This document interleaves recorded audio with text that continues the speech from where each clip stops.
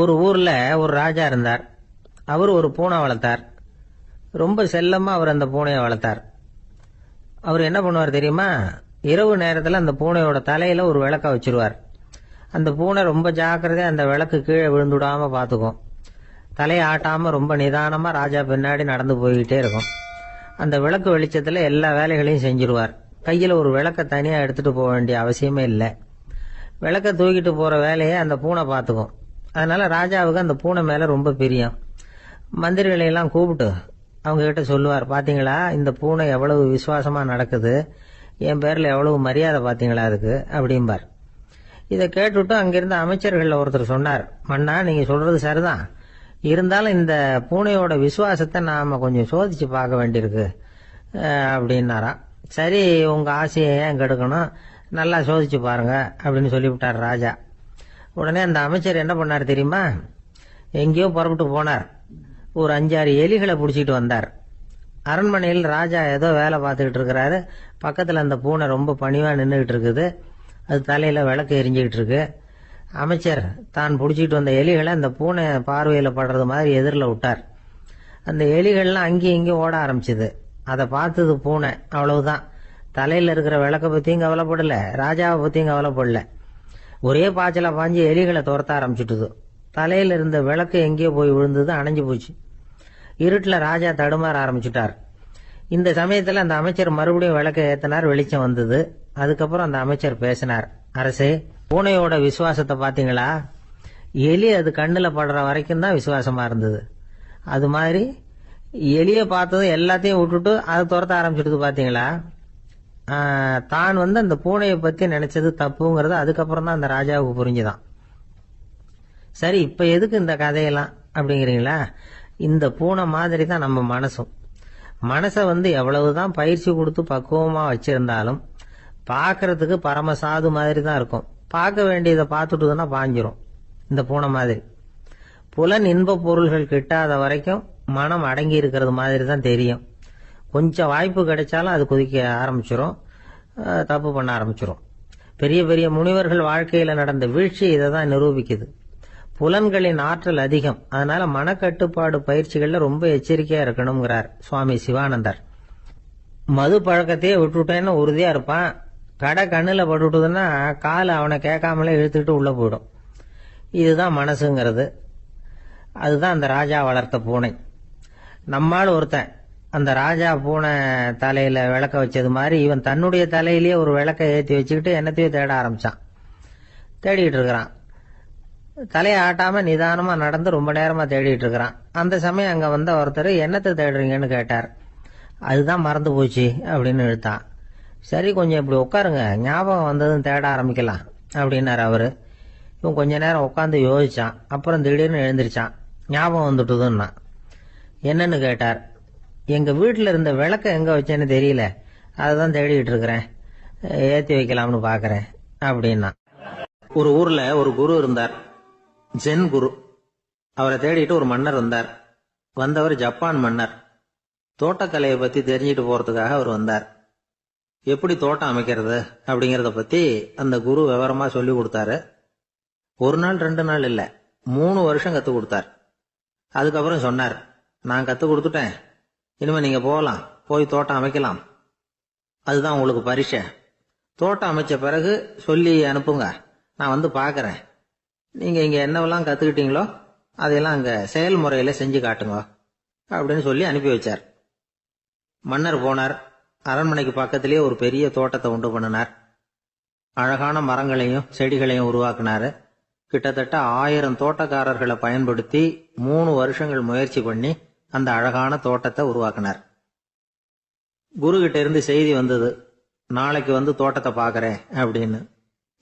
மன்னர் உடனே சுறுசுறுப்பாயிட்டார். முதல் நாளே தோட்டத்தை சுத்தப்படுத்தினார். ராத்திரி பூரா யாரும் தூங்கல. எல்லாருக்கும் தோட்டத்தை ஒழுங்குபடுத்துற வேலை. அது அந்தந்த இடத்துல ஒழுங்கா இருக்குதா அப்படின்னு சரி பார்த்தாங்க. ஒரு தவறும் இல்லாத வகையில அதை ஒழுங்குபடுத்தினாங்க. மறுநாள் குரு வந்தார், தோட்டத்தை பார்த்தார். அவருக்கு கோபம் வந்துட்டுது. மன்னருக்கு ஆச்சரியம், எப்பவும் சிரிச்சுக்கிட்டே இருக்கிறவர் இப்ப எப்படி இருக்கிறாரே அப்படின்னு. மெதுவா குரு கிட்ட போய், எல்லாம் சரியா தானே இருக்குது அப்படின்னார். எல்லாம் சரிதான், ஆனாலும் எங்கே அந்த பொன்னிற காற்று அப்படின்னார். உதிர்ந்த இலைகள், பொன் மஞ்சள் நிற இலைகள் காற்றில் அப்படி புரண்டு ஓடுவதை நான் பார்க்க முடியவில்லையே அப்படின்னாராம். அது இல்லாம இந்த தோட்டம் உயிரோட்டம் உள்ளதா இருக்காது, இதுல பாடல் இல்லை, ஆடல் இல்லை, அதெல்லாம் இல்லாம இந்த தோட்டம் ரொம்பவும் செயற்கையா தெரியுதேன்னாராம். மன்னர் இப்பதான் யோசனை பண்ணார். கீழே கிடந்த காஞ்சி போன இலைகள் மட்டும் இல்ல, மரத்துல இருந்த காஞ்சி போன இலைகளையும் அப்புறப்படுத்தி சுத்தமா வச்சிருக்கிறார். இறப்பும் வாழ்க்கையினுடைய ஒரு பகுதி தான். மரணம்ங்கிறது வாழ்க்கைக்கு எதிரானது அல்ல, அதை நிரப்பும் ஒரு பகுதி தான் அது. மரணம் இல்லையில் வாழ்க்கையே இல்லை அப்படிங்கிறது பெரியவங்க கருத்து. இப்ப அந்த தோட்டம் அழகா தான் இருக்குது, இருந்தாலும் அது ஒரு ஓவியம் மாதிரி உயிர் இல்லாமல் இருக்கு. குரு ஒரு வாளியை கையில எடுத்துக்கிட்டார், தோட்டத்தை விட்டு வெளியில போனார். ஏற்கனவே வீசி எறிந்த அந்த சருகுகளை எல்லாம் அள்ளி கொண்டுட்டு வந்தார். உள்ள எல்லா இடங்கள்லயும் அதை வீசினார். உடனே காத்து அந்த காய்ந்த சருகுகளையும் பழுத்த இலைகளையும் அசைக்க ஆரம்பிச்சுட்டுது. இப்போ அங்க சலசல சத்தம், சங்கீதம், இலைகளின் நடனம், ஓவியம் மாதிரி இருந்த அந்த தோட்டத்துக்கு இப்போ உயிர் வந்துட்டுது. இதுதான் அந்த பொன்னான காற்று அப்படின்னாராம் குரு. மன்னருக்கு புரிஞ்சுது. மிகப்பெரிய ஜென் கேள்வி ஒன்று உண்டு. உம்மான் அப்படிங்கிற ஒரு பெரிய குருவை பார்த்து துறவி ஒருத்தர் கேட்டாராம், இலைகள் எல்லாம் கீழே விழுந்து மரங்கள் மொட்டையாக இருக்கும் பொழுது என்ன நடக்கும்? இதுதான் கேள்வி. இதுக்கு உம்மான் சொன்ன பதில் பொன்னான காற்று, தி கோல்டன் விண்ட் அப்படின்னாராம். இதுக்கு என்ன விளக்கம்னா, உன்னுடைய எண்ணங்கள் எல்லாம் உன்னுடைய மனசிலிருந்து கீழே விழுந்து உனது உள்ளுணர்வானது மொட்டையாக நிற்கும் நிலைதான் அது. உனது வேர்களின் அருகில் காற்று வீசுகிறது. எல்லா எண்ணங்களும் உன்னிலிருந்து வெகு தூரத்துக்கு புரண்டு கொண்டே சென்று விடுகிறது. நீ அவற்றை கடந்து விட்டால் நீ அவைகளுக்கெல்லாம் மேலெழுந்து கீழே பார்ப்பவனைப் போல நிற்க ஆரம்பித்து விடுவாய். அதுதான் தியானம் என்பது அப்படின்னு சொல்றாங்க. தியானம்ங்கிறது எண்ணத்துக்கு எதிரானது இல்ல, தியானம்ங்கிறது எண்ணங்களை கடந்து செல்வதுதான். அதுக்கப்புறம் நாம பொன்னிற காற்றுல ஆட ஆரம்பிச்சிருவோம். இதுதான் பெரியவர்கள் சொல்றது. என்கிட்ட ஒருத்தர் தோட்டம் அமைக்கணும்னு யோசனை கேட்டு வந்தார். எல்லாம் சொல்லி கொடுத்தேன். செடிகள்லாம் செழிப்பா வளரணும்னா வேர் காயாம பாத்துக்குங்க, தினமும் தண்ணி விடுங்க அப்படின்னு சொல்லி அனுப்பி வச்சேன். ஒரு மாசம் கழிச்சு ஒரு தோட்டத்தை பாக்கிறதுக்காக போனேன். போய் பார்த்தா எல்லா செடியும் வாடி கிடக்குது. என்னங்க இப்படி பண்ணிவிட்டீங்கன்னு. நீங்க சொன்னபடிதான் செஞ்சேன்னார். என்ன செஞ்சீங்கன்னு கேட்டேன்.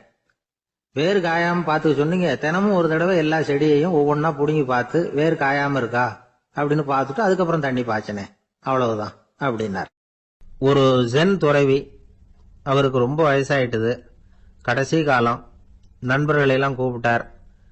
நண்பர்களே, நான் வித்தியாசமான முறையில சாகணும்னு ஆசைப்படுறேன், அதுக்கு ஏதாவது யோசனை சொல்லுங்களேன் அப்படின்னு கேட்டாராம். நண்பர்கள் சிரிச்சாங்க. என்ன பேச்சு பேசுறீங்க, சாவறதுங்கிறது என்ன விளையாட்டு கத்தனமான காரியமா அப்படின்னு கேட்டிருக்காங்க. அந்த துறவி கொஞ்ச நேரம் யோசனை பண்ணார். அப்புறம் கேட்டாராம், இதுவரைக்கும் யாராவது நடந்துகிட்டே இறந்துருக்கிறாங்களா அப்படின்னாராம். எல்லாரும் இல்லைன்னாங்களாம். ஒருத்தர் மட்டும் சொல்லியிருக்கார். அப்படியும் ஒருத்தர் இறந்திருக்கிறதாக ஒரு கதையில படிச்சிருக்கிறேன், ஒரு ஞானியால தான் அப்படியெல்லாம் செய்ய முடியும் அப்படின்னு அவர் சொன்னாராம். சரி, அப்படின்னா அந்த முறை நமக்கு வேணாம், நின்றுகிட்டே யாராவது உயிரை விட்டுருக்காங்களா அப்படின்னு விசாரிச்சாராம். அப்படியும் ஒருத்தர் இறந்திருக்கிறார் அப்படின்னாங்களாம். மறுபடியும் அந்த துறவி யோசனை பண்ணியிருக்கிறார். ஏதாவது வித்தியாசமான முறையில் நாம் போகணும் அப்படிங்கிறது அவருடைய விருப்பம். மனிதன் எப்படி வாழ்கிறானோ அப்படி இறப்பதுதான் நல்லது. சரி, யாராவது தலைகீழா யோகம் செய்யும் நிலையில இறந்திருக்கிறாங்களா அப்படின்னு விசாரிச்சாராம். நண்பர்கள் சிரிச்சாங்க. தலைகீழா நின்னபடி இறந்ததாக நாங்க கேள்விப்பட்டதே இல்லை, அது முடியாத காரியம் அப்படின்னு இருக்காங்க. இப்ப அந்த துறவிக்கு திடீர்னு உற்சாகம் வந்துட்டுது. உடனே எழுந்திருச்சார், தலைகீழா நின்னார், அப்படியே உயிரை விட்டுட்டார். அவ்வளவுதான். அந்த மடாலயத்துல ஒரே குழப்பம். எப்படி அவரை கீழே இறக்கி படுக்க வைக்கிறது அப்படின்னு புரியல. இப்படி உயிர் விடுறத பத்தி அவங்க இதுவரைக்கும் கேள்விப்பட்டதும் இல்லை. உண்மையிலேயே இவர் இறந்துதான் போனாராங்கிறதும் தெரியல. சோதிச்சு பார்த்தாங்க. இதய துடிப்பு, நாடி துடிப்பு எல்லாம் நின்று போயிருந்தது. இவர் எப்பவும் இப்படித்தான், என்ன பண்றது இப்போ அப்படின்னு சொல்லி எல்லாரும் குழம்பிக்கிட்டு இருக்கிற சமயத்துல ஒரு பெரியவர் யோசனை சொன்னார். இந்த துறவியோட மூத்த சகோதரி பக்கத்து மடாலயத்தில் இருக்கிறாங்க, அவங்களை இங்க அழைச்சிட்டு வந்தா ஏதாவது வழி கிடைக்கும் அப்படின்னார். அந்த அம்மாவுக்கு 90 வயசு. அழைச்சிட்டு வந்தாங்க. ஒரு குச்சியை ஊன்றிக்கிட்டு அப்படியே மெதுவா நடந்து வந்தாங்க. தம்பி, தலைகீழா நின்று உயிர் விட்டு இறக்கிறத பார்த்தாங்க. தம்பின்னு கூப்பிட்டு பார்த்தாங்க, ஒன்றும் காணும். உடனே என்ன பண்ணாங்க, தன்னுடைய கைத்தடியால தம்பியோட உடலை ஒரு தட்டு தட்டினாங்க. ஏப்பா, சாகரப்பும் உன்னுடைய குறும்புத்தனத்தை விடலையா? இப்படியாடா சாகிறது? ஒழுங்கா செத்து தொலை அப்படின்னாங்களாம். அவ்வளவுதான். உடனே அந்த துறவி திரும்பி நேரா நின்னார். அக்கா, கோவப்படாத, நான் ஒழுங்கா சாகிறேன், எப்படி செத்தா என்ன, எல்லாம் எனக்கு ஒண்ணுதான் அப்படின்னு சொல்லிவிட்டு அப்படியே தரையில படுத்து உயிரை விட்டாராம். அதுக்கப்புறம் அந்த அம்மா கோலை கையில எடுத்துக்கிட்டு அப்படியே திரும்பி கூட பார்க்காம அவங்க பாட்டுக்கு போயிட்டாங்களாம். மரணத்தை ஒரு விளையாட்டாக ஆக்கிய அந்த துறவிக்கு வாழ்க்கையே ஒரு விளையாட்டா தான் இருந்திருக்குது. எந்த நோக்கமும் இல்லாம செயல்படுறதுன்னா என்னங்கிறதும் அவருக்கு தெரிஞ்சிருக்குது. பயனை எதிர்பார்க்காம பணி செய்து வாழ்ந்து மறைந்த மகான் அவர். தம்முடைய தொழிலை விளையாட்டு போல செய்ய தெரிஞ்சவருக்கு வாழ்க்கையே ஒரு விளையாட்டா மாறிடும். எல்லாமே விளையாட்டாகி விடுகிற போது மரணமும் விளையாட்டாகிவிடும் அப்படிங்கிறது தான் அந்த தத்துவம். ஆனா அதுக்கு முன்னாடி உங்களுக்குள்ள இருக்கிற உண்மையான நடிகனை நீங்க அடையாளம் கண்டுபிடிக்கணும். நீங்க நடிக்க வேண்டியதே இல்லை, நீங்க ஏற்கனவே நடிச்சுக்கிட்டு தான் இருக்கிறீங்க. நீங்க இந்த உண்மையை தெரிஞ்சுக்கணும், அவ்வளவுதான். இதுதான் ஞானிகளுடைய கருத்து. வாழ்க்கையை சரியா புரிஞ்சுக்கிட்டா எல்லாமே நடிப்புங்கிறது புரியும். கல்யாண பத்திரிக்கை அனுப்பியிருந்தேனே, ஏண்டா வரலன்னு கேட்டான் ஒருத்தன். வந்திருந்தேனே அப்படின்னானா இவன். டேய், ஏண்டா போய் சொல்ற, நான் பத்திரிக்கையே உனக்கு அனுப்பலையே அப்படின்றான் அவன். அதுக்கு இவன் சொன்னானா, பத்திரிக்கை அனுப்புனேன்னு நீ போய் சொல்றப்போ கல்யாணத்துக்கு வந்தேன்னு நான் போய் சொல்லக்கூடாதா அப்படின்னானா. ஒரு பெரிய அரசன் இந்த உலகம் பூராவையும் ஆண்டுகிட்டு இருந்தான். ரொம்ப காலம் அப்படி அரசாட்சி பண்ணிட்டு இருந்தான். திடீர்னு அவனுக்கும் சில எதிரிகள் முளைச்சாங்க. அவங்கெல்லாம் ஒன்று சேர்ந்து இவனை தோற்கடிச்சுட்டாங்க. தோத்து போனதும் இவனுக்கு பயம் வந்துட்டுது, எங்கே எதிரிகள் நம்ம கொண்டுடுவாங்களோ அப்படின்னு. வெளியில வந்தா தனக்கு ஆபத்துன்னு பயந்துகிட்டு யாருக்கும் தெரியாம ஒரு குகைக்குள்ள போய் பதுங்கி கிடக்கிறான். நிலைமைய பாருங்க. முதல் நாள் அரண்மனையில அதிகாரம் பண்ணிக்கிட்டு இருந்தவன் மறுநாள் குகையில பயந்து போய் பதுங்கி கிடக்கிறான். ராத்திரி நேரம் வந்தது, பசி வயத்தை கிள்ளுது, பிச்சை எடுத்து சாப்பிட வேண்டிய நிலைமை. பிச்சை எடுக்கிறதுக்கு பாத்திரம் வேணுமே, என்ன பண்றது அப்படின்னு அங்கேயும் இங்கேயும் பாக்குறான். ஒரு மூலையில யாரோ விட்டுட்டு போன ஒரு ஓடு கிடக்குது. அதை எடுத்துக்கிட்டு புறப்பட்டான். இருட்டுல வழி புரியல. ஏதோ ஒரு யூகத்துல காலை மெதுவா எடுத்து வச்சு நடந்து போயிட்டு இருக்கிறான். வழியில ஒரு கருப்பு நாய் படுத்து கிடந்தது. இருட்டுல அவன் இது கண்ணுக்கு சரியா தெரியல, அவனுக்கு தவறி போய் காலை வச்சுட்டான். அது மேல நாய் சும்மா இருக்குமா, வள்ளுன்னு உழுந்து கடிச்சு விட்டுது. காலை பாக்குறான், காலத்தையும் நினைச்சு பாக்குறான். அரண்மனையில வீரக்கழல் அணிந்த காலை உடைய மன்னா அப்படின்னு புகழ்வாங்களே புலவர்கள்லாம். ஆனா அது இன்னைக்கு நாய் கடிச்ச காலம் ஆயிட்டுதே அப்படின்னு நினைக்கிறான். அது மட்டும் இல்ல, முன்னாடி எல்லாம் பொற்கிண்ணங்கள்ல தான் அவன் சாப்பிடுவான். ஆனா இப்போ உடைஞ்சு போன ஓட்டு, அது ஓட்டை கையில வச்சுக்கிட்டு நிக்கிறான். அதுல ஏதாவது யாராவது சாப்பாடு போடுவாங்களான்னு. முன்னாடி எல்லாம் நிறைய பேர் அரண்மனைக்கு வருவாங்க. அரசருக்கு காணிக்கைன்னு சொல்லி இவன் காலடியில கொண்டாந்து கொட்டுவாங்க. அப்போல்லாம் இவன் அந்த ஜனங்களுடைய முகத்தை திரும்பி கூட பாக்குறது இல்ல, ரொம்ப கர்வமா உட்காந்துருப்பான். அதே ஆளு இன்னைக்கு எல்லாரு கண்ணிலையும் படுறது மாதிரி பிச்சை எடுத்துக்கிட்டு இருக்கிறான். அப்போலாம் காணிக்கைகளை தன்னுடைய கையால வாங்குறது தனக்கு கௌரவ குறைச்சல்னு நினைச்சு தன்னுடைய வேலைக்காரங்களை விட்டு தான் அதை வாங்க சொல்லுவான். இப்போ பாத்தீங்கன்னா அவனே தன் கையாலேயே பிச்சை வாங்குறான். நினைச்சு பாருங்க, அந்த மனுஷன் முத நாள் அரசன், மறுநாள் பிச்சைக்காரன். எவ்வளவு வித்தியாசம். செல்வம் தான் இப்படி ஒரு வித்தியாசம் ஏற்படுறதுக்கு காரணம். அப்படிப்பட்ட செல்வம் வாழ்க்கையை நடத்துறதுக்கு நமக்கு தேவைதான். ஆனா அதையே நாம் அடைய வேண்டிய பயனா நினைக்கிறோம் பாருங்க, அதுதான் வேடிக்கை. இத நம்மாழ்வார் அழகா ஒரு பாசுரத்துல சொல்றார். ஒரு நாயகமாய் ஓட உலகுடன் ஆண்டவர், கருணாய் கவர்ந்த காலர், சிதைகிய பானையர், பெருநாடு காண இம்மையிலே பிச்சைதாம் கொள்வர், திருநாரணன் தாழ் காலம் பெற சிந்தித்து உய்மினோ அப்படிங்கிறார் நம்மாழ்வார். ஒரு பெரிய பணக்காரர் ஒரு துறவிகிட்ட போய், சாமி என்கிட்ட நிறைய பணம் இருக்கு, இருந்தாலும் நிம்மதி இல்ல, என்னால நிம்மதியா இருக்க முடியல, என்ன காரணம்னு கேட்டாராம்.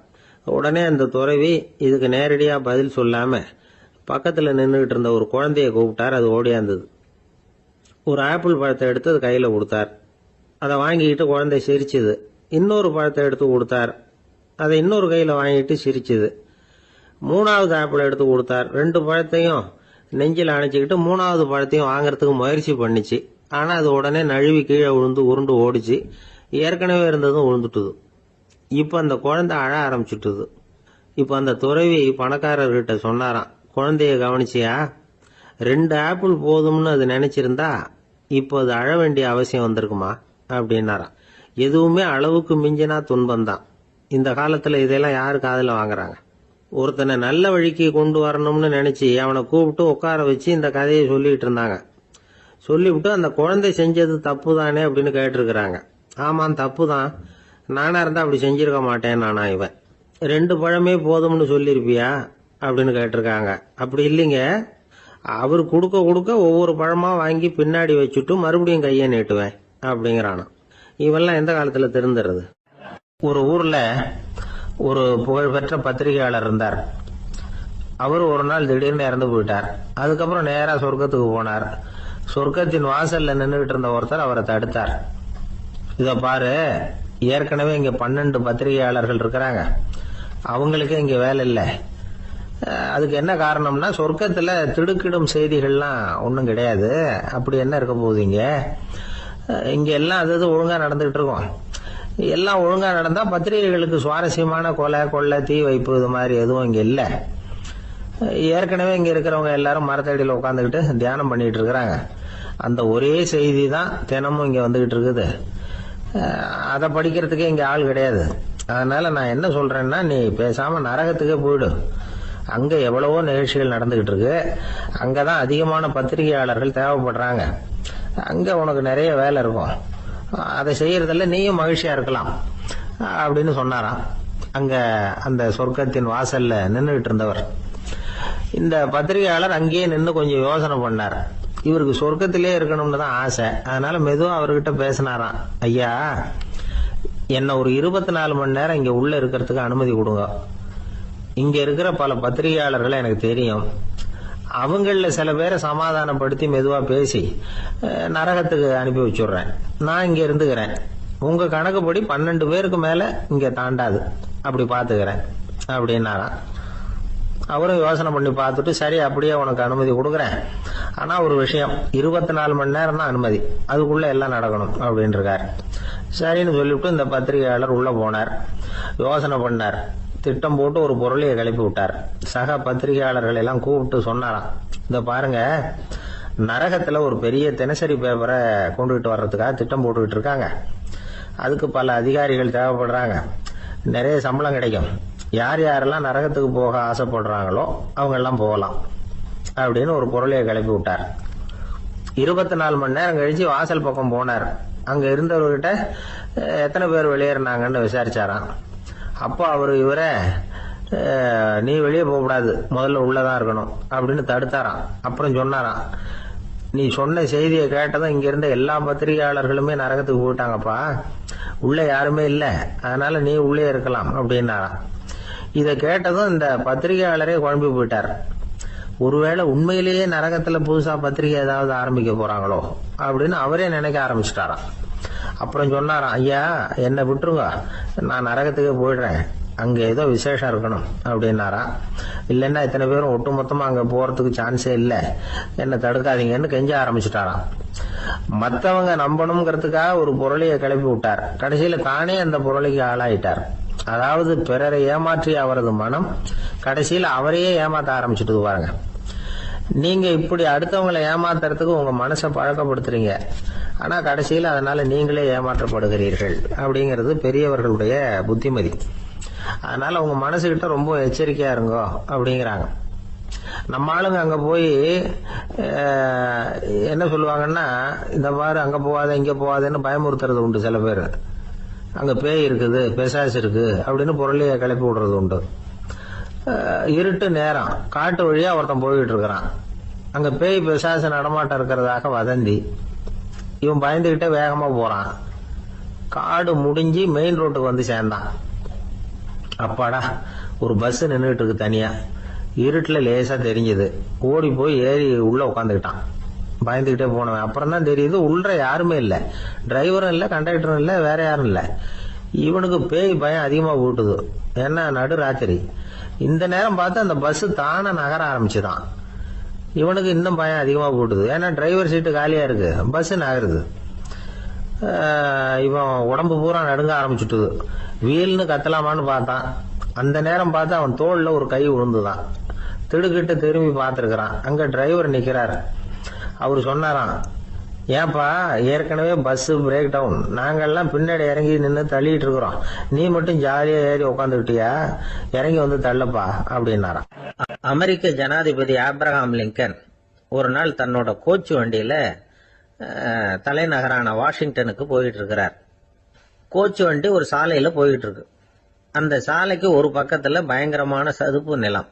சதுப்பு நிலம்னா அது புதைகுழி, புதை மணல்ங்கிறோம்ல, அது மாதிரி. அந்த சதுப்பு நிலத்துல யாராவது மாட்டிக்கிட்டா அவ்வளவுதான், ஆளை கொஞ்சம் கொஞ்சமா உள்ள அமுக்கிவிடும், தப்பிச்சு கரையேறது கஷ்டம். அப்படிப்பட்ட நிலம் அது. ஆப்ரஹாம் லிங்கன் ஏதோ ஒரு முக்கியமான அரசாங்க வேலையா போயிட்டு திரும்பி வந்துட்டு இருக்கிறார். அதனால அந்த சமயத்துல அவர் விலை வசந்த ஆடைகளை அணிஞ்சிருக்கிறார். அப்படி அவர் அந்த கோச்சு வண்டியில வந்துகிட்டு இருக்கிறாரு. அந்த சமயத்துல ஒரு காட்சி அவர் கண்ணுல பட்டுட்டுது. என்ன தெரியுமா? ரோட்டுக்கு பக்கத்துல இருந்த சதுப்பு நிலத்துல ஒரு இளம் பன்றி குட்டி சிக்கிக்கிட்டு தவிச்சுக்கிட்டு இருக்குது, பரிதாபமா கத்திக்கிட்டு இருக்குது. அதை பார்த்தார் லிங்கன். அவருக்கு இன்னும் மாதிரி ஆயிட்டுது. உடனே வண்டியை நிறுத்த சொன்னார், கீழே இறங்கினார். தன்னோட விலை வசந்த ஆடைகளை பத்தி லட்சியம் பண்ணவே இல்லை.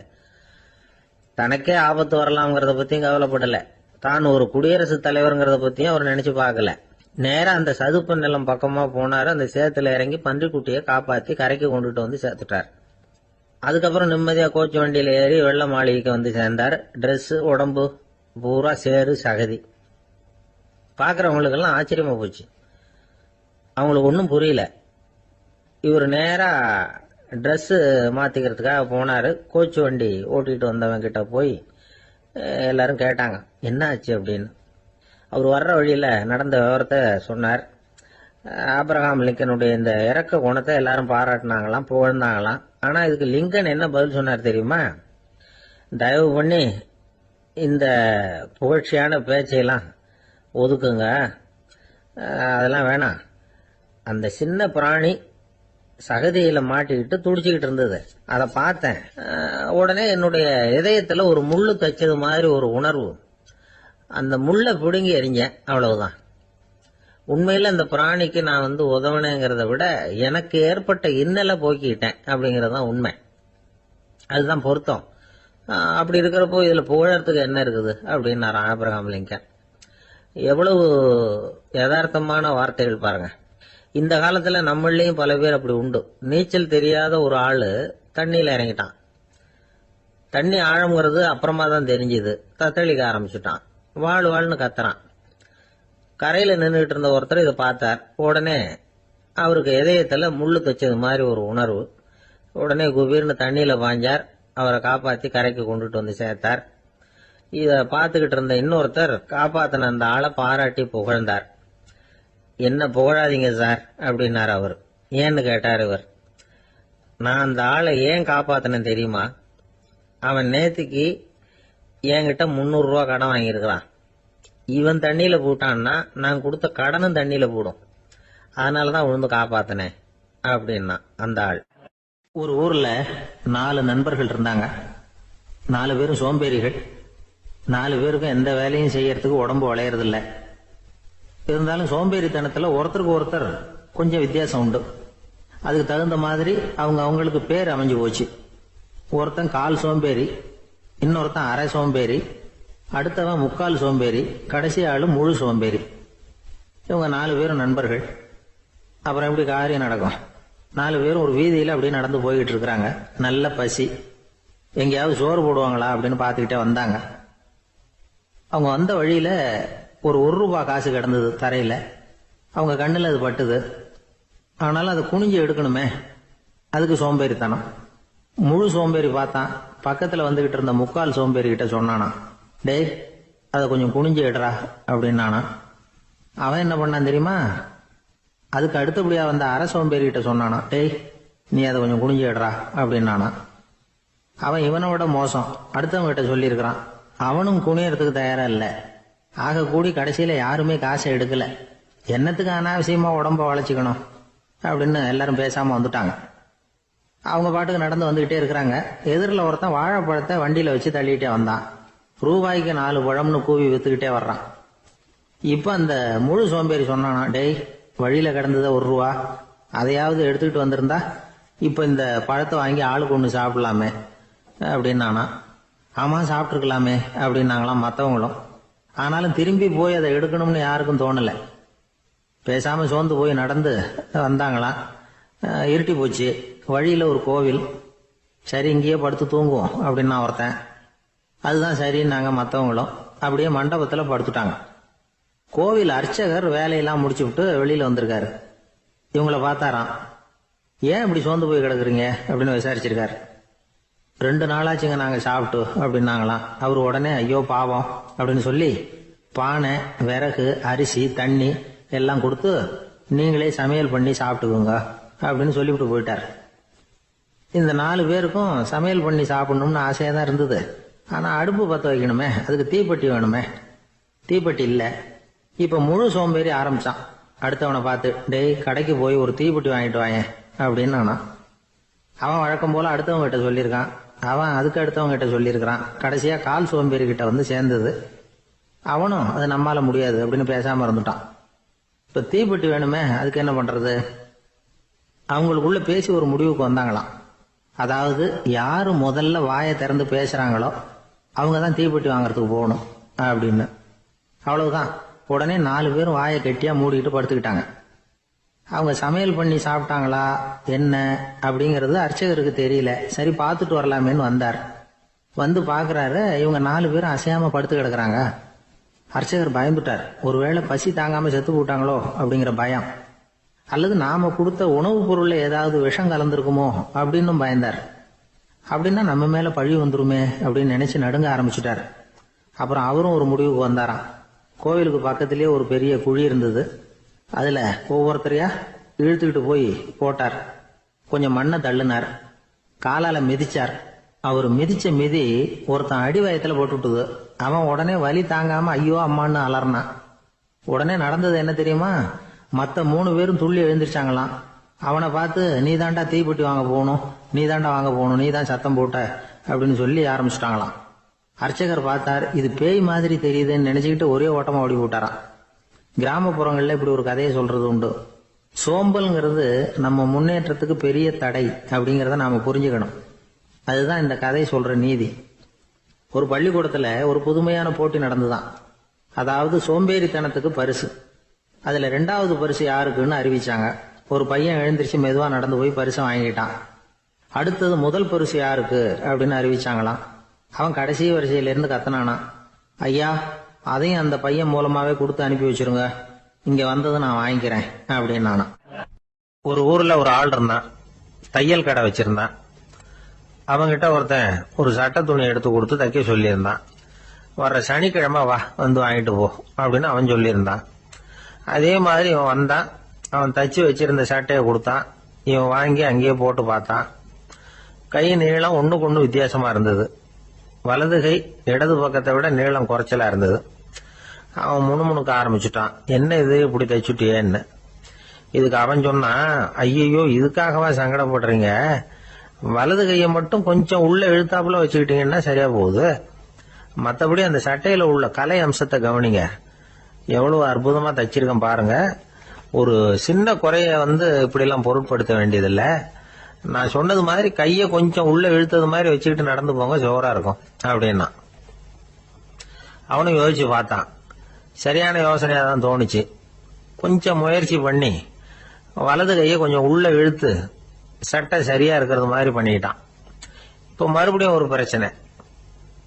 வலது கையை உள்ள இழுத்த மாதிரி அப்படியே வச்சுக்கிட்டதும் முதுகு பக்கம் கொஞ்சம் துணி தளர்த்தியா தொங்குறது மாதிரி தெரிஞ்சது.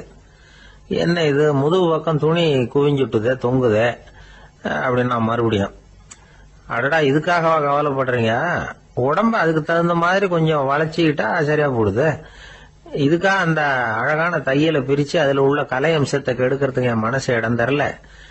எவ்வளவுக்கு தளர்த்தியா இருக்கோ அவ்வளவுக்கு கொஞ்சம் உடம்ப வளைச்சி அப்படி குனிஞ்சது மாதிரி போங்க போதும் அப்படின்னா.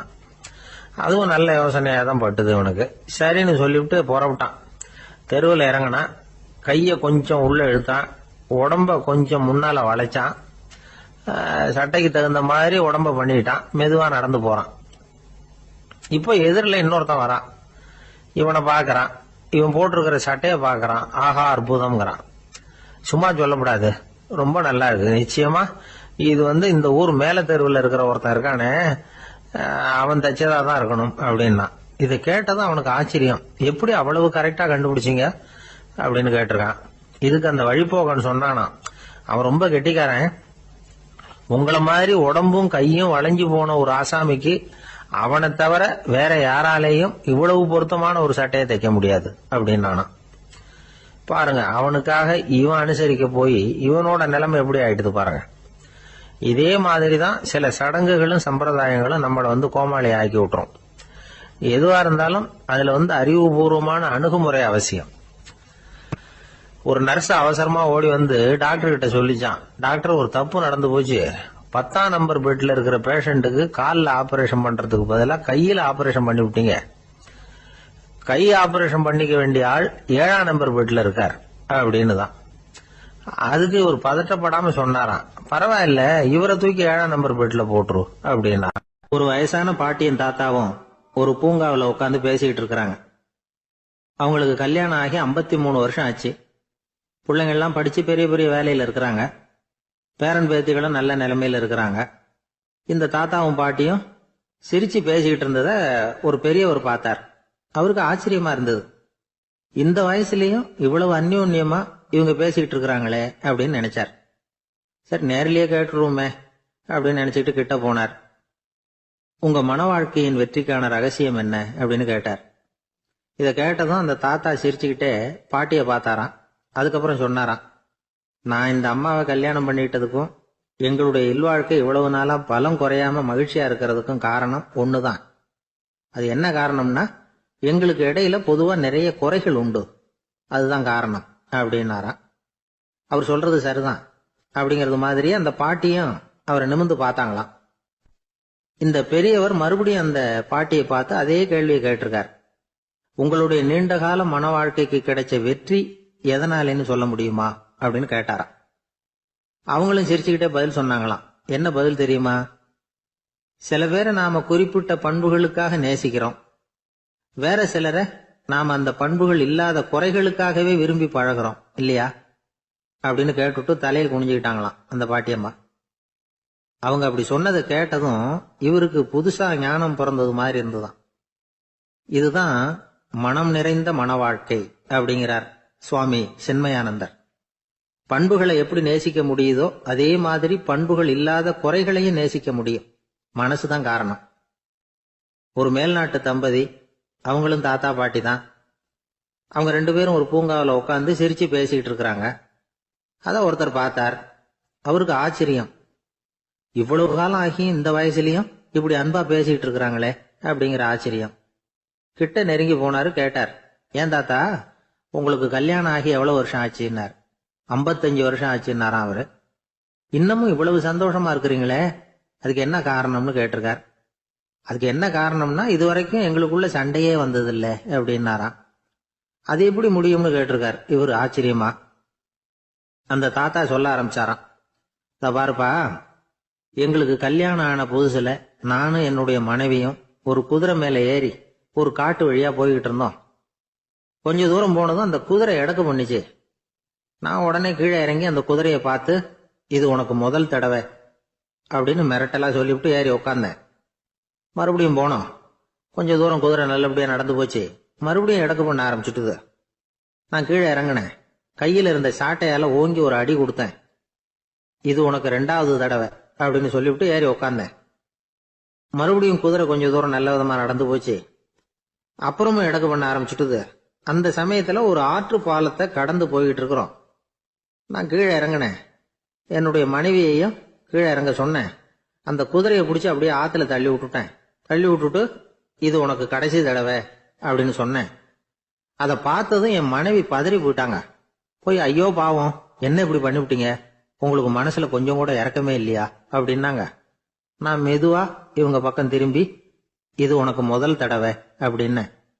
அவ்வளவுதான், அன்னையில இருந்து இன்னைய வரைக்கும் ஒரு நாள் கூட எங்களுக்குள்ள சண்டையே வந்ததில்லை அப்படின்னு விளக்கம் கொடுத்தார் அந்த தாத்தா. காஞ்சிபுரத்துல பல்லவ ராஜா ஒரு கோவில் கட்டினார், கைலாசநாதர் கோவில். அதுக்கு கும்பாபிஷேகம் பண்றதுக்கு ஒரு நாள் குறிப்பிட்டு அதுக்கு வேண்டிய ஏற்பாடுகள்லாம் பண்ணினார். முதல் காரியமா கடவுளை வேண்டிக்கிட்டார். நீங்க இந்த கும்பாபிஷேகத்துக்கு நேர்ல வந்து கலந்துக்கணும்னார். கடவுள் அந்த ராஜா கனவுல வந்தார்.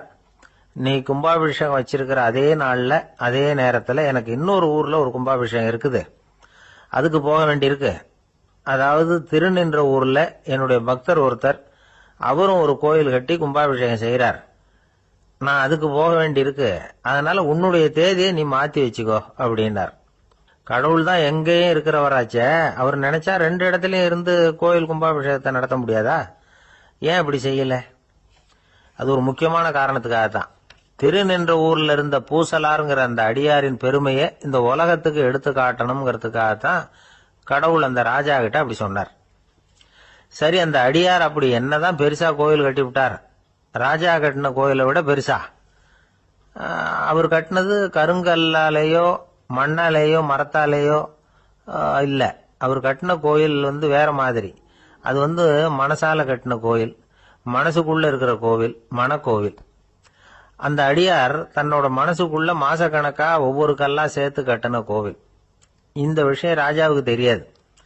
அவர் என்ன நினைச்சுட்டாரு, அது நாம கட்டின கற்கோயிலை விட ரொம்ப பெருசா இருக்கும் போல இருக்கு அப்படின்னு நினைச்சுட்டாரு. சரி, அப்பேற்பட்ட அந்த கோயிலை தரிசனம் பண்ணிவிட்டு வருவோம் அப்படின்னு நினைச்சு ராஜா திருநின்ற ஊருக்கு போறார். அங்க போய் பார்த்தா கோயிலையும் காணும், ஒன்னையும் காணும். கடைசியில பூசலார் கட்டின மனக்கோவில் தான் அதுங்கிறத அவர் புரிஞ்சுக்கிறார். உடனே அந்த அடியாரின் காலில் விழுந்து வணங்குறார். அவரோ, இது மனசால முயன்ற கோவில், இதுக்கு இத்தனை பெருமையா அப்படின்னு ஆச்சரியப்படுறார். இதுல ஆச்சரியப்படுறதுக்கு ஒண்ணும் இல்ல. ஆண்டவன் விரும்புறது அகபக்தியை தவிர புற தோற்றங்களே அல்ல. இத நாம புரிஞ்சுக்கிட்டோம்னா நமக்குள்ள எந்த வேறுபாடுகளும் வர்றதுக்கு வழியே இல்லை. இன்னொரு ராஜா இருந்தார். அவரு ஆண்டவனுக்கு படைக்கிறதுக்காக ஒரு தார் நல்ல செவ்வாழை பழமா எடுத்துக்கிட்டு போகணும்னு நினைச்சார். அதனால முத நாளே அதை வாங்கிட்டு வர சொன்னார் வேலைக்காரங்கிட்ட. வேலைக்காரன் போனா கடைத்தெருவில் ஒரு தார் பழம் வாங்கினா. வர்ற வழியில அவன் குடிசை. அப்படியே எட்டி பார்த்துட்டு போவோமேன்னு நினைச்சான். போனான். அங்க இவனோட குழந்தை பாவம் பசியால கத்திட்டு இருக்கு. இவன் பார்த்தான், இவ்வளவு பெரிய தாரில் ஒரு 2 பழம் எடுத்தா தெரியவா போகுது அப்படின்னு நினைச்சு ஒரு 2 பழத்தை பிச்சு அந்த குழந்தைகிட்ட கொடுத்தான். அதை வாங்கி வயிறார சாப்பிட்டது. பசி அடங்குச்சு, விளையாட போட்டுது. இவன் அதுக்கப்புறம் வாழைப்பழத்தை எடுத்துக்கிட்டு அரண்மனைக்கு வந்தான். 2 பழம் பிச்சிருக்கிறது ராஜாவுக்கு தெரிஞ்சு போச்சு. இவன் உண்மையை சொல்லிவிட்டான். உடனே ராஜா, கடவுளுக்கு படைக்க வேண்டிய பொருளை குழந்தை எச்சில் பண்ண விட்டுருக்கியே அப்படின்னு சொல்லி அவனை கட்டி வச்சு சாட்டையால் அடிச்சார் பாவம்.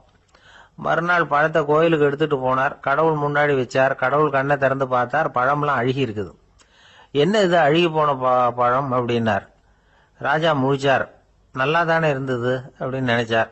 அப்போ கடவுள் அந்த ராஜா கிட்ட சொன்னாராம், இத பாருப்பா, இந்த தாரில் 2 பழம் தான் நல்ல பழம், அந்த 2 பழங்களையும் நேத்திக்கே நான் சாப்பிட்டுட்டேன் அப்படின்னாராம். அப்பதான் ராஜாவுக்கு புரிஞ்சுது, ஏழை குழந்தையின் பசியை தீர்க்கறதுக்காக உதவுன அந்த 2 பழம் தான் இறைவன் சாப்பிட்ட பழம்னு. இறைவன் இருக்கிற இடம் எது? இதுதான். இந்த உலகத்துல மனுஷன் எவ்வளவோ தவறுகள் செய்யறான். அதுக்கெல்லாம் என்ன காரணம்? அதை பத்தின ஆராய்ச்சி தான் இன்னைக்கு. இதுக்கு ஆராய்ச்சி என்னத்துக்கு, அது தெரிஞ்ச விஷயம் தானே அப்படின்னு நீங்க நினைக்கலாம். ஆனா அப்படி அலட்சியமா இந்த விஷயத்தை விட்டுறக்கூடாது. பொதுவா எல்லோரும் நினைக்கலாம், எது சரி எது தவறு அப்படின்னு தெரியாததுனாலதான் மனுஷன் தப்பு பண்றான் அப்படின்னு. ஆனா அப்படி சொல்லிட முடியாது. மனுஷன் தெரிஞ்சேதான் தவறுகள் பண்றான். இப்போ உதாரணத்துக்கு ஒரு சாலையில இடது பக்கம் போக வேண்டிய ஒருத்தர் நடுக்கோட்டை தாண்டி வலது பக்கமா வண்டியை ஓட்டிட்டு போறாருன்னு வச்சுங்க. என்னப்பா இது தப்பு இல்லையா அப்படின்னு அவர்கிட்ட கேட்டா, அதெல்லாம் எனக்கு தெரியும், நீ உன் வேலையை பார்த்துட்டு போ அப்படிம்பார். வலது பக்கமா போறது தப்புன்னு தெரிஞ்சேதான் அவர் அப்படி செய்யறார், அப்படி போறார். பெரிய உத்தியோகத்துல இருக்கிறவங்க கூட லஞ்சம் வாங்குறாங்க. அவங்களுக்கெல்லாம் லஞ்சம் வாங்குறது தப்புன்னு தெரியலன்னு அர்த்தம். திருடுறது தப்புன்னு தெரியாமலாம் மனுஷன் திருடுறான். நல்லாவே தெரியும். நீங்க வேணும்னா கேட்டு பாருங்க, வேற வழி இல்ல அதனாலதான் திருடுறேன்பா. திருடுறது ஒரு புண்ணியமான காரியம்னு திருடனே கூட சொல்ல மாட்டான். திருடுறது தவறுங்கிறது திருடனுக்கு தெரியும் அப்படிங்கறத விளக்கறதுக்காக ஒரு பெரியவர் ஒரு கதை சொன்னார். அதாவது 2 திருடர்கள் 2 பேரும் சேர்ந்து ஒரு வீட்டுக்கு போய் ஒரு 10,000 ரூபாயை திருடிட்டு வந்துடுறாங்க. ஒரு காட்டு வழியா வந்துகிட்டு இருக்கிறாங்க. இன்னும் விடியல. 2 பேருக்கும் தூக்கம் கண்ணை சுத்துது. சரி, இப்படியே ஒரு மரத்தடியில படுத்து தூங்குவோம், காலையில விடிஞ்சதும் இந்த பணத்தை 2 பேரும் பங்கு போட்டுக்குவோம் அப்படின்னு முடிவு பண்றாங்க. அதே மாதிரி படுத்து தூங்குறாங்க.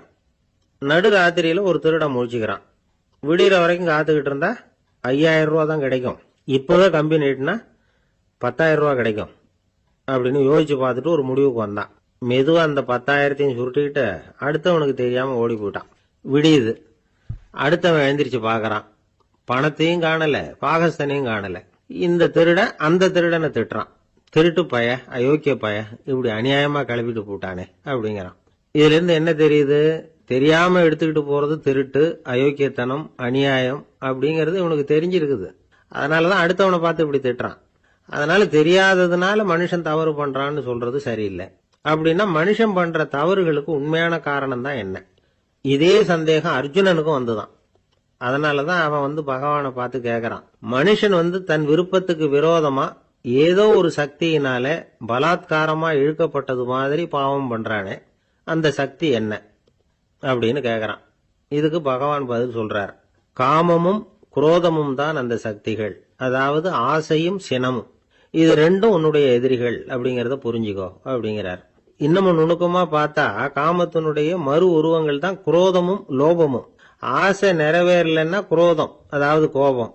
ஆசை நிறைவேறிட்டதுன்னா லோபம், அதாவது பேராசை. பாவத்தை கண்ட்ரோல் பண்ணணும்னா அதுக்கு மெயின் சுவிட்ச் எது அப்படிங்கறது இப்பதான் தெரியுது. அதுக்கு மனுஷன் தெரிஞ்சேதான் தவறு பண்றான் அப்படின்னு பேசிக்கிட்டோமே. அதுக்கு ஒரு உதாரணம். ஒரு ஆளு ஹோட்டல்ல சாப்பிட போனான். சாப்பிட்டு முடிச்சான். எழுந்திரிச்சு முதலாளி கிட்ட பில்ல கொடுத்தான். காசை கொடுக்கல. முதலாளி பணம் கொடுன்னு கேட்டார். இவன் என்கிட்ட பணம் இல்லைன்னா. முதலாளி கொஞ்சம் கூட அலட்டிக்கல. உள்ள இருந்து ஒரு ஆளை கூப்பிட்டார். இவனை கூப்பிட்டுட்டு போய் இட்லி மாவு ஆட்ட சொல்லுனார். இவனும் கவலைப்படாம உள்ள போயிட்டான். அப்போ அழைச்சிட்டு போற ஆளு கேக்குறான், ஏன் சார் சாப்பிடுறதுக்கு முன்னாடி காசு இல்லைங்கிறது உங்களுக்கு தெரியாதா அப்படின்னு கேக்குறான். தெரியும், காசு இல்லைங்கிறதும் தெரியும், காசு இல்லாம சாப்பிட்டா மாவாட்டணுங்கிறதும் தெரியும் அப்படின்னா அந்த ஆள். அப்படின்னா நீங்க உங்க வீட்லயே சாப்பிட்டு இருக்கலாமே அப்படின்னு கேக்குறான் அவன். அதுக்கு இவர் சொல்றாரு, அது எப்படி, அங்க சாப்பிட்டாலும் நான் இதே வேலையை தானே செய்ய வேண்டியிருக்கும் அப்படின்னாராம். ஒரு ஊர்ல ஒரு மன்னன் இருந்தான், கொடுங்கோல் மன்னன். நிறைய தொந்தரவு பண்ணிட்டு இருந்தான். அவன் ஒரு தடவை என்ன பண்ணான் தெரியுமா? ஒரு தப்பும் பண்ணாத ஒரு இளைஞனை பிடிச்சி ஜெயில அடைச்சுட்டான். அந்த பையனோட சொந்தக்காரங்கள்லாம் ராஜா கிட்ட போனாங்க. அவன் ஒரு தவறும் பண்ணல, அவனை விடுதலை பண்ணுங்க அப்படின்னு கெஞ்சி கேட்டுக்கிட்டாங்க. மன்னன் யோசனை பண்ணான். அந்த இளைஞனை கூப்பிட்டுட்டு வர சொன்னான். அவனை கொண்டாந்து ராஜா முன்னாடி நிறுத்தினாங்க. இதை பாருப்பா, உன்னை நான் விடுதலை பண்ணுவேன், ஆனா ஒரு கண்டிஷன். அந்த நிபந்தனையை நீ நிறைவேற்றினா உனக்கு விடுதலை அப்படின்னா மன்னன். சரின்னு ஒத்துக்கிட்டான் பையன். மன்னன் கண்டிஷன் என்னங்கிறத சொன்னான். உங்ககிட்ட ஒரு செம்மறி ஆட்டை கொடுக்க போறேன். 1 மாசத்துக்கு அதுக்கு தேவையான தீனியையும் கொடுக்க போறேன். 1 மாசம் கழிச்சு அந்த ஆட்டை எடை போட்டு பார்ப்பேன். அந்த ஆட்டின் எடை கொஞ்சம் கூட கூடி இருக்கக்கூடாது. எடை கூடி இருந்தா உனக்கு விடுதலை கிடையாது. என்ன சொல்ற அப்படின்னா. பையனுக்கு ஒன்றும் புரியல, பயமா போயிட்டுது. குழம்பிக்கிட்டே நின்றுகிட்டு இருக்கிறான்.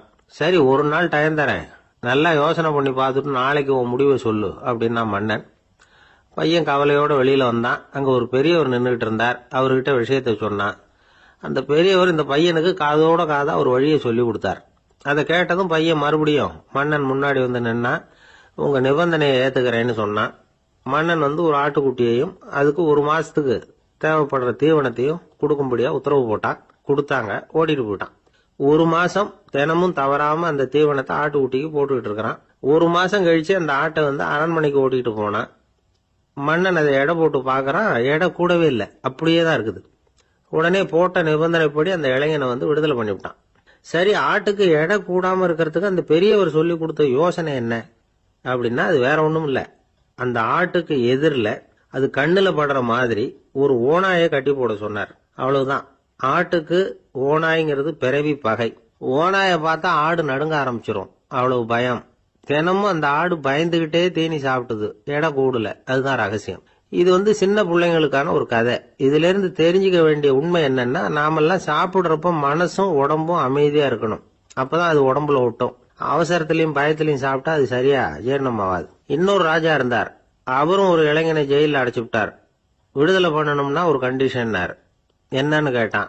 ஒரு ஆட்டுக்குட்டியை உன் முன்னாடி கொண்டாந்து நிறுத்துவேன், நீ அதுகிட்ட ஒரு கேள்வி கேட்கணும், அதுக்கு சரியான பதில சொல்லணும். அப்படி செஞ்சுட்டா உனக்கு விடுதலைன்னார். இளைஞன் யோசனை பண்ணி பார்த்தான். சரின்னு ஒத்துக்கிட்டான். அது பிரகாரமே ஆட்டுக்குட்டிய பதில் சொல்ல வச்சுட்டான். என்ன நடந்தது தெரியுமா? ஆட்டுக்குட்டியை கொண்டாந்து நிறுத்தினாங்க. இவன் மெதுவா அதுகிட்ட போனான். அது காதுகிட்ட போய் ஏப்ரலுக்கு அடுத்த மாசம் என்ன மாசம்னு கேட்டான். அது உடனே மேன்னு கத்திச்சு. இவன் விடுதலை ஆயிட்டான். இமயமலை அடிவாரத்துல ஒரு மடம். அங்க ஒரு சன்னியாசி இருந்தார். அவர்கிட்ட ஒருத்தர் வந்தார். சுவாமி, ஆசைய உதற நினைக்கிறேன், முடியல, ஒட்டிக்கிட்டே வருது அப்படின்னாராம். இப்படி உட்கார, ஒரு கதை சொல்றேன் அப்படின்னு சொல்லி அவர் சொல்ல ஆரம்பிச்சாராம். அவர் சொன்ன கதை என்னன்னா, ஒரு ஊர்ல ஒரு ஆள் இருந்தான். அவன் பேரு குப்புசாமி. அவன்கிட்ட எப்பவும் ஒரு பழைய தொப்பி இருக்கும், விடவே மாட்டான். அதனால அவனை எல்லாரும் தொப்பி சாமி அப்படின்னு தான் கூப்பிடுறது வழக்கம். ஒரு புது தொப்பி வாங்கிக்கப்படாதாப்பா அப்படின்னு நண்பர்கள்லாம் சொல்லி பார்த்தாங்க. பணத்துக்கு எங்க போவேன் அப்படின்னு விட்டானா. பணம் வச்சிருக்கான், செலவு பண்ண மனசு வரல, மகா கஞ்சன். பழைய பாட்டில்கள்லாம் வாங்கி வித்துக்கிட்டு இருந்தான். அப்படி ஒரு தடவை பழைய கண்ணாடி சாமான்களை ஏலத்தில் எடுத்தப்போ அதில் ஒரு அருமையான சென்ட் பாட்டில் கிடைச்சது. உடனே ஒரு ஐடியா பண்ணான். அந்த சென்ட்டை சின்ன சின்ன பாட்டில்களில் அடைச்சி ஜன்னல் ஓரமாக அடுக்கி வச்சுட்டான். அதை விற்றா நிறைய பணம் கிடைக்குமே, அதனால. இதுக்கு இடையில ஒரு நாள் அவன் அப்படியே உட்காந்துருந்தான். அந்த நேரம் நண்பன் வந்தான். ஏண்டா, உன் பழைய தொப்பியை மாற்றப்படாதா? ஊரில் எல்லாரும் கேலி பேசுகிறாங்களே உன்னை தொப்பி சாமின்னு அப்படின்னு சொல்லி கேட்டிருக்கான். இந்த சென்ட் பாட்டில் விற்றதும் பணம் வரும், அதுக்கப்புறம் பார்க்கலாம் அப்படின்னு நானா இவன். சரி வா, நீச்சல் குளத்துக்கு போயிட்டு வருவோம் அப்படின்னு கூப்பிட்டுருக்கான் நண்பன். 2 பேரும் போனாங்க. அதே நேரம் அந்த ஊர் நீதிபதியும் அங்கே குளிக்க வந்தாராம். அவர்கிட்ட இருந்தது விலை வசந்த ஒரு புது தொப்பி. அதை அங்கே இருந்த ஸ்டாண்டில் மாட்டிவிட்டு குளிக்க போனார். இதுக்கிடையில குப்புசாமி குளிச்சுட்டு வந்தான். அவனுடைய பழைய தொப்பியை காணல. அந்த புது தொப்பியை பார்த்தா இது நண்பனுடைய வேலை தான் அப்படிங்கிறதாக புரிஞ்சுக்கிட்டு அதை எடுத்து மாட்டிக்கிட்டு வந்துட்டான். நீதிபதி குளிச்சுட்டு வந்து பார்க்குறாரு, தொப்பியை காணும். போலீஸில் புகார் கொடுத்தார். அவங்க தேடினாங்க. ஒரு மூலையில் பழைய தொப்பி கிடைச்சது. அடடா, இது நம்ம குப்புசாமியோட தொப்பி இல்லையா அப்படின்னு நானா ஒருத்தன். உடனே அவன் வீட்டுக்கு தேடிட்டு போயிருக்காங்க. அங்கே போய் பார்த்தா புது தொப்பி அங்கே இருக்குது. உடனே அவனுக்கு 1000 ரூபாய் அபராதம் போட்டாங்களாம். அவன் பணத்தை கட்டிவிட்டு ரொம்ப எரிச்சலோட வீட்டுக்கு வந்தான். பழைய தொப்பி கண்ணில் பட்டது. மறுபடியும், உன்னால தானே எனக்கு 1000 ரூபா நஷ்டம் அப்படின்னு சொல்லி அதை எடுத்துக்கிட்டு அப்படி போயிருக்கான். அந்த ஊர் குளத்துல வீசி எரிஞ்சுட்டு வந்துட்டான்.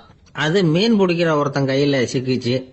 அவன் வர்ற வழியில் அதை எடுத்து வேகமாக வீசி எறிஞ்சான். அது நேராக குப்புசாமி வீட்டு ஜன்னல் வழியாக உள்ள இந்த சென்ட்டு பாட்டில்கள் மேலே உழுந்து எல்லாம் உடஞ்சி நொறுங்கி போச்சு. குப்புசாமி பார்த்தான். தோட்டத்தில் ஆழமாக ஒரு குழியை வெட்டினான். அந்த தொப்பியை போட்டான், மூடிவிட்டான். இதை அடுத்த வீட்டுக்காரன் பார்த்தான். ஏதோ புதையல் தான் வச்சிருக்கான் போல இருக்குன்னு நினைச்சான். போலீஸில் போய் புகார் கொடுத்துட்டான். மறுபடியும் போலீஸ் குழியை தோண்டினாங்க. பழைய தொப்பி மறுபடியும் வெளியில் வந்தது. எல்லாரும் சிரிக்கிறாங்க. அன்னைக்கு ராத்திரியே அந்த தொப்பியை எடுத்துக்கிட்டு நேராக புறப்பட்டான். ஒரு கல்லில் அதை சேர்த்து கட்டி குடிநீர் தொட்டி இருக்கும்ல, அதில் போட்டுட்டு வந்துட்டான். இனிமேல் என்ன பண்ணும் பார்ப்போம்னு. ஒரு நாள் திடீர்னு குழாயெல்லாம் அடைப்பட்டு போச்சு. மாநகராட்சி அலுவலர்கள் என்னன்னு பார்த்தா அந்த பழைய தொப்பி குழாயை அடைச்சிக்கிட்டு இருக்குது. இது குப்புசாமியோட தொப்பிங்கிறது தான் எல்லாருக்கும் தெரியுமே. உடனே குடிநீரை பாழாக்கணத்துக்காக குப்புசாமிக்கு கோர்ட்டு 2500 ரூபாய் அபராதம் போட்டுவிட்டுது. அதையும் கட்டிவிட்டு வெளில வந்தான். கடைசியாக முடிவு பண்ணான். ஒரு நெருப்பு குச்சியை கிழிச்சான். தொப்பியை கொளுத்தினான். எரிஞ்சது. எடுத்து வெளில எரிஞ்சான். கொஞ்ச நேரத்தில் தீ அணைப்பு படம் வந்துட்டுது. ஆமாம், இவன் எடுத்து எரிஞ்சது வெளியில் விழுந்து வீட்டு கூரையே பற்றிக்கிட்டு எரிய ஆரம்பிச்சுட்டுது. அவனோட பணத்தாசையும் அதோட சேர்ந்து எரிஞ்சு போச்சான். இப்படி ஒரு கதை. இந்த கதையை சொல்லி முடிச்சார் அந்த இமயமலை அடிவாரத்தில் இருந்த சன்னியாசி. இப்ப அந்த குப்புசாமி எங்க இருக்கிறான்னு கேட்டார் எதிரில் இருந்தவர். இதோ உன் எதிரிலே இருக்கிறான், நான் தான் அந்த குப்புசாமி அப்படின்னாரான் அந்த சன்னியாசி. அந்த குப்புசாமி கிட்ட இருந்தது மாதிரி ஒரு பழைய தொப்பி நம்ம ஒவ்வொருத்தர்கிட்டையும் உண்டு. அதை எப்படி தொலைக்கிறதுன்னு தெரியாம தடுமாறிக்கிட்டு இருக்கிறோம். அது என்ன தொப்பிங்கிறீங்களா? அதுதான் நம்மை சூழ்ந்திருக்கிற மாயை அப்படிங்கிறார் சுவாமி சின்மயானந்தர். மெய்ஞானம் கிடைக்கிறப்போ மாயை எரிஞ்சு போகும் அப்படிங்கிறது அவருடைய கருத்து.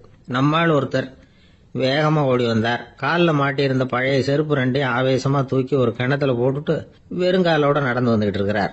ஏன் அப்படி பண்ணீங்க அப்படின்னு கேட்டோம். அந்த செருப்புக்கு சொந்தக்காரன் பின்னாடி வந்துகிட்டு இருக்கிறான், அதனால அப்படி பண்ணேன் அப்படிங்கிறார் இவர். இந்த உலகத்துல எவ்வளவோ உயிரினங்கள் இருக்கு. ஒவ்வொன்றும் ஒவ்வொரு விதமா சண்டை போடுது. இப்ப 2 மாடு சண்டை போட்டுக்குதுன்னு வச்சுங்க, என்ன பண்ணும்? 2 முட்டிக்கும். அதுக்கு சண்டை போடுறதுக்கு ஆயுதமா உபயோகப்படுறது அதோட கொம்பு. 2 சேவல் சண்டை போட்டுக்குதுன்னு வச்சுங்க, அதுக்கு ஆயுதமா உபயோகப்படுறது அதோட கால் நகம். காலால தான் அது ஒன்னோட ஒன்று சண்டை போட்டுக்கும். ஆனால் 2 மனுஷன் சண்டை போட்டுக்கிறான்னு வச்சுங்க, இவன் இன்னதை தான் ஆயுதமாக உபயோகப்படுத்துவான்னு குறிப்பிட்டு சொல்ல முடியாது. கல்லை எடுப்பான், கத்தி எடுப்பான், துப்பாக்கி எடுப்பான், என்ன வேணாலும் பண்ணுவான். வாயால் திட்டுவான், கையால் அடிப்பான், காலால் உதைப்பான், சகலகலா வல்லவன். விலங்குகள்லாம் பொதுவாக வாயை சாப்பிட்றதுக்கு மட்டும்தான் உபயோகப்படுத்துது. ஆனால் இவனுக்கு சாப்பிட்றதுக்கும் அதுதான், சாப்பிட்டு விட்டு திட்டுறதுக்கும் அதுதான். ஆனால் ஒரு விஷயத்தில் மட்டும் கெட்டிக்கிறேன். அதாவது நாம் சண்டை போட்டுக்கிட்டாலும் பரவாயில்லை, கோழிகள் சண்டை போடாமல் இருக்கணும் அப்படின்னு ஆசைப்படுறான். எதுக்காக?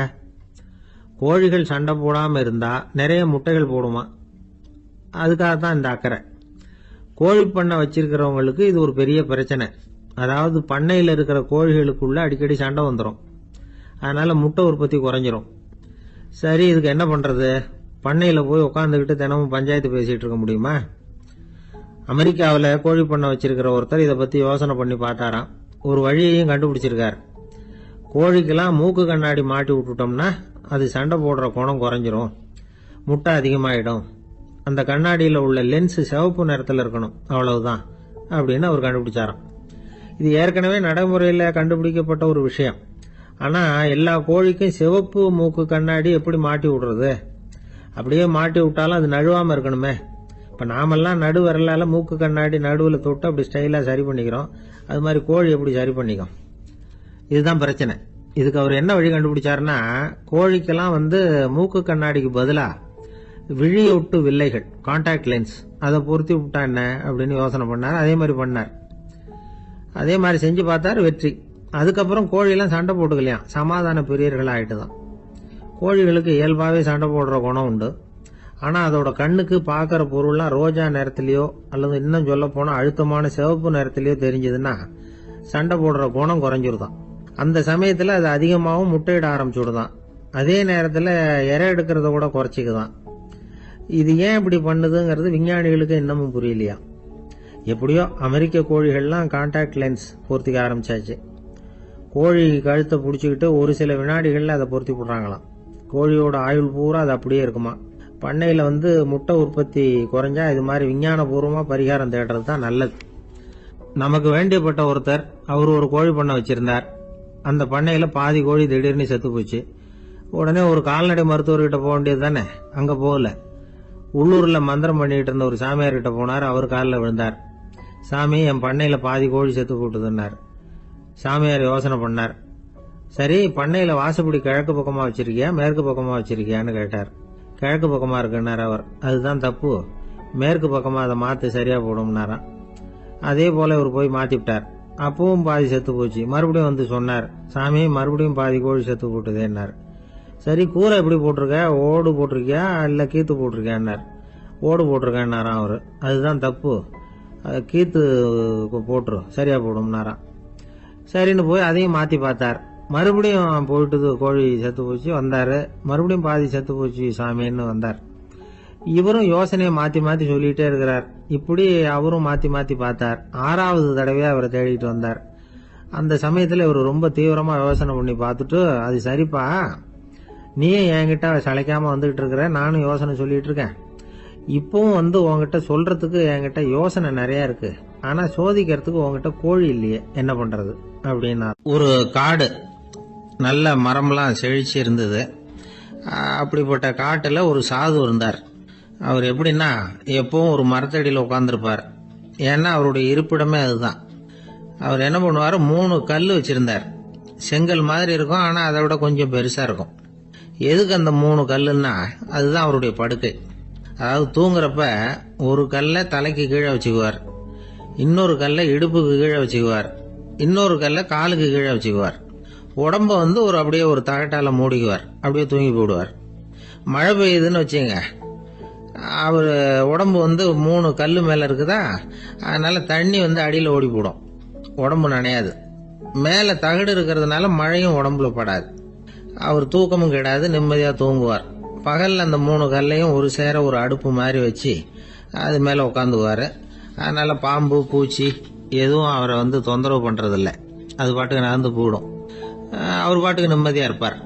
யாராவது எதையாவது கொண்டுட்டு கொடுத்தா அதை வாங்கி சாப்பிடுவார், அவ்வளவுதான். ஒரு நாள் அந்த நாட்டு அரசன் காட்டுக்கு வேட்டையாட வந்தான். அந்த வழியாக வந்தப்போ இந்த சாது படுத்திருக்கிறத பார்த்தான், பரிதாபப்பட்டான். ஐயோ பாவம், இவர் இப்படி இந்த கல்லு மேல உடம்ப வச்சுக்கிட்டு தூங்குறாரு, என்ன பாடுபடுவார், இவரை நாம அரண்மனைக்கு அழைச்சிட்டு போய் சுகமா நிம்மதியா இருக்கிறதுக்கு வழி செஞ்சு கொடுப்போம், அது ரொம்ப நல்லா இருக்கும் அப்படின்னு நினைச்சான். அப்படி நினைச்சுக்கிட்டே அரண்மனைக்கு வந்துட்டான். அதுக்கப்புறம் ஒரு பல்லக்கையும் 2 சேவகர்களையும் காட்டுக்கு அனுப்பி அந்த சாதுவை மெதுவா இங்க அழைச்சிட்டு வந்துருங்க அப்படின்னு சொல்லி அனுப்பி வச்சான். இவங்க போய் அவர்கிட்ட விவரத்தை சொன்னாங்க. எனக்கு என்னத்துக்கு அரண்மனை வாசம் அப்படின்னார். இருந்தாலும் மன்னர் உத்தரவு, நீங்க அவசியம் வரணும் அப்படின்னாங்க இவங்க. சரின்னு சொல்லிவிட்டு வேற வழி இல்லாம புறப்பட்டார். புறப்படும் பொழுது என்ன பண்ணாருன்னா, மறக்காம அந்த 3 கல்லு, ஒரு தகடு அதையும் எடுத்து பல்லக்குல வச்சுக்கிட்டார். என்னத்துக்கு இதையெல்லாம் எடுத்து வைக்கிறாரு அப்படின்னு சொல்லி அவங்க யோசனை பண்ணாங்க. இருந்தாலும் அதை பத்தி ஒன்றும் கேட்கல. பேசாம அவரை அழைச்சிட்டு போய் அரண்மனையில் விட்டுட்டாங்க. அரசன் ஓடி வந்தான், வரவேற்றான், அறுசுவை உணவு படைச்சான். அவர் படுக்கிறதுக்கு தங்க கட்டில், பட்டு மெத்தை, இப்படி எல்லாம் ஏற்பாடு பண்ணி வச்சான். இங்க படுத்து ஓய்வு எடுத்துங்க அப்படின்னு சொல்லிவிட்டு அவன் பாட்டு போயிட்டான். மறுநாள் காலையில பார்க்கறான், சாது படுத்திருக்கிறார். எப்படி தெரியுமா, அந்த பட்டு மெத்த மேல 3 கல்லையும் வச்சு வழக்கம் போலவே அது மேல படுத்திருக்கிறார். அதுக்கு மேல தகடு. அரசன் பார்த்துட்டு அதிர்ச்சி ஆயிட்டான். என்ன சுவாமி இப்படி அப்படின்னா, சாது சொன்னார், எனக்கு தேவையும் இல்லை குறையும் இல்லை, எல்லா இடத்துலயும் எனக்கு ஒரே மகிழ்ச்சி தான் அப்படின்னார். மகிழ்ச்சிங்கிறது தங்க கட்டிலேயோ பட்டு மெத்தையிலேயோ இல்லை, அது மனசுல இருக்கிற ஒரு விஷயம். உண்மையான மகிழ்ச்சிக்கு வழி மனப்பக்குவம் அப்படிங்கிறது அந்த அரசனுக்கு புரிஞ்சுதான். இந்த காலத்துல ஒரு சாமியார், அவரை தேடி ஒரு சீடன் வந்தான். என்னாச்சு தெரியுமா, சுவாமி எனக்கு நிம்மதி வேணும், அதுக்கு என்ன வழின்னு கேட்டான். சாமியார் நிமிர்ந்து பார்த்தார். அப்புறம் சொன்னார், நீ ஏகப்பட்ட பேர்கிட்ட கடன் வாங்கி இருக்கிற, அதையெல்லாம் திருப்பி கொடுத்தாதான் உனக்கு நிம்மதி கிடைக்கும்னார். இவனுக்கு ஆச்சரியம். அது எப்படி சாமி, அவ்வளவு கரெக்டா நான் கடன் வாங்கினதை கண்டுபிடிச்சிங்க அப்படின்னா, உனக்கு கடன் கொடுத்து சாமியாரா போனதே நான் தான்ப்பா, அதனாலதான் இந்த கதிக்கு வந்தேன். என்கிட்டயே நிம்மதிக்கு வழி கேட்கிறிய, அதுதான்டா வேதனை அப்படின்னாராம் அவர். ஜப்பான்ல உள்ள ஒரு புத்த விகாரை, அங்க ஒரு வயசான பௌத்த குரு தங்கியிருக்கிறார். ஒரு நாள் ராத்திரி கடுமையான குளிர், அவரால் தாங்க முடியல. பார்த்தார், மரத்துல செஞ்ச புத்த சிற்பங்கள் அங்க நிறைய இருந்தது. அதுல ஒன்ன எடுத்து அதுக்கு தீ மூட்டி அந்த நெருப்புல குளிர் காஞ்சிட்டு இருக்கிறார். மர சிற்பம் தீ வச்சதும் படபடன்னு வெடிக்க ஆரம்பிச்சுட்டுது. அந்த சத்தத்தை கேட்டதும் அந்த புத்த விகாரையின் குருக்கள் வெளியில ஓடி வந்தார். இவர் ஆனந்தமா குளிர் காஞ்சிக்கிட்டு இருக்கிறார். அவரால் பொறுத்துக்க முடியல. தெருவில் தெரிஞ்சுக்கிட்டு இருந்த அந்த பெரியவரை இங்க தங்க அனுமதிச்சதே அவரு தான். இவர் இப்படி பண்றாருன்னு நினைச்சுக்கிட்டே அவரை கோபமா பார்த்தார். ஏன் இப்படி கோபமா பாக்குறீங்க, இப்படி உட்காருங்க அப்படிங்கிறாரு இவர். அவருக்கு இன்னமும் கோபம் வந்துட்டுது. எங்கள் கடவுளை எரிச்சுட்டீங்களே அப்படின்னு சத்தம் போட்டாராம். அப்படியா அப்படின்னு கேட்டுக்கிட்டே அந்த சாம்பலை கிளறினார் இவர். என்ன செய்யறீங்கன்னு கேட்டிருக்காரு அவர். நான் எலும்புகளை தேடுறேன்னாராம். நீங்க ஒரு பைத்தியம், இது ஒரு மர சிற்பம், இதுல எலும்புகள் கிடையாது அப்படின்னாராம். அவருக்கு கோபம் வந்துட்டுது. உடனே வெளியில போங்கன்னு கத்தியிருக்காரு. வெளியில தள்ளி கதவையும் சாத்தி விட்டாராம். மறுநாள் காலையில கதவை திறந்து பார்த்தா அந்த வயசான பெரியவர் ஒரு மைல்கல் மேல சில காட்டு பூக்களை வச்சு புத்தம் சரணம் கச்சாமின்னு சொல்லிக்கிட்டே இருக்கிறார். இவருக்கு சந்தேகமா போட்டுது. கிட்ட போனார். என்ன செஞ்சுக்கிட்டு இருக்கீங்கன்னு கேட்டார். இது என்னுடைய காலை நேர பிரார்த்தனைனாராம். நிஜமாவே நீங்க ஒரு பைத்தியமா தான் இருக்கணும், ஏன்னா அது ஒரு மைல்கல் அப்படின்னாராம். இப்ப அந்த பெரியவர் சொன்னாராம், நீங்க ஒரு மரத்தை புத்தரா நினைக்கும் பொழுது நான் ஏன் ஒரு மைல்கல்ல புத்தரா நினைக்கக்கூடாது? நான் புத்தரை எரிக்கலாம், ஏன்னா அவரை நான் நேசிக்கிறேன். அந்த சிற்பம் மரத்தால் ஆனதுங்கிறது எனக்கு தெரியும். நான் ஒரு மைல்கல்ல தொழலாம், ஏன்னா அது எனது பூக்களை தாங்குது. நான் இந்த மைல்கல்லுக்குள்ள மறைஞ்சிருக்கிற புத்தரை பார்க்கிறேன். யாராவது ஒரு சிற்பி இதை சிலையாக்கினாதான் நீங்க புத்தரை பார்க்க முடியும். அன்னைக்கு ரொம்ப குளிரா இருந்தது. நான் எனக்குள்ள இருக்கிற புத்தரையும் பாதுகாக்கணும். உள்ளே இருக்கிற புத்தரை காப்பாத்துறதுக்காக வெளியில உள்ள புத்தரை எரிக்கலாம், அதுல ஒன்றும் தப்பு இல்லை. அது அவருடைய போதனையிலேயே இருக்கு. உனக்குள் ஜோதியாக இரு அப்படிங்கிறது அவருடைய போதனை. என்னுடைய புத்தர் குளிர்ல நடுங்கிட்டு இருந்தார். அந்த மர சிற்பங்கள் வெயில் மழையில உணர்ச்சி இல்லாம இருந்தது, அதனால அப்படி பண்ணினேன். ஆனா நீங்க என்ன பண்ணீங்க? நான் ஒரு மர புத்தரை எரிச்சதுக்காக உயிருள்ள புத்தரை வெளியில தள்ளி கதவை சாத்தினீங்க அப்படின்னாரா அந்த பெரியவர். உண்மையான பக்திங்கிறது இதுதான். அதாவது உனக்குள் ஜோதியாக இரு அப்படின்னு புத்தர் சொன்னார் இல்லையா, அது மாதிரி தனக்குள் ஜோதியாக